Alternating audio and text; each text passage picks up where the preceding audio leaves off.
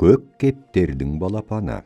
Бір көк кептер ұясына 2 жұмыртқа салып, 2 балапан шығарыпты, жем тасып бағып қағыпты.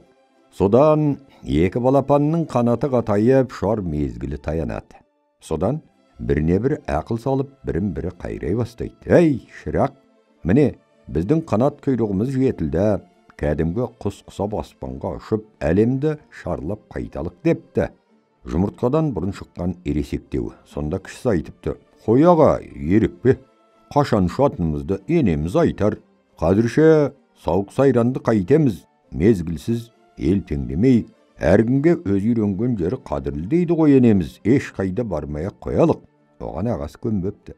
Жоқ, қашанғы бұйығып жатамыз, сенің барғың келмесе отыра бер, маған бөгет болма, мен айналаны барлап, төңіректі шарлап қайтамын. Осыны айтатта, інісінің тілін алмай ересек балапан көкке ұшып шығып, жалпақ сахараға кетіп қалады. Қалбалақтай ұшып келе жатқанда қарсы алдынан бір бүркіт ұшыраса кетіп, тұра қуат.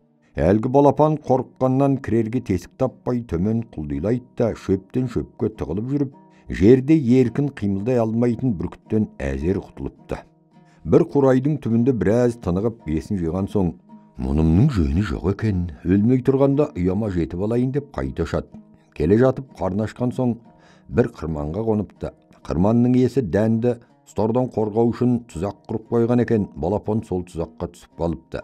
Қырманда жүрген адам балапанды ұстап алып қарайды да, әлі жетілмеген түрін көріп, оны аяп босатып жіберіпті. Одан аман есен құтылып, енді ұясына қарай асыға ұшып келе жатып, демалуға бір ауылдың шетіне қоныпты. Сол маңда ойнап жүрген балалар балапанды көре салып тас лақтырып қуалай жөнеліпті. Солар лақтырған бір тас тиіп балапанның бір аяғы мертігіпті. Содан өлдім талдым дегенде зорға құтылып, жалғыз аяғымен ақсаңдап ұясына әзер жетіпті.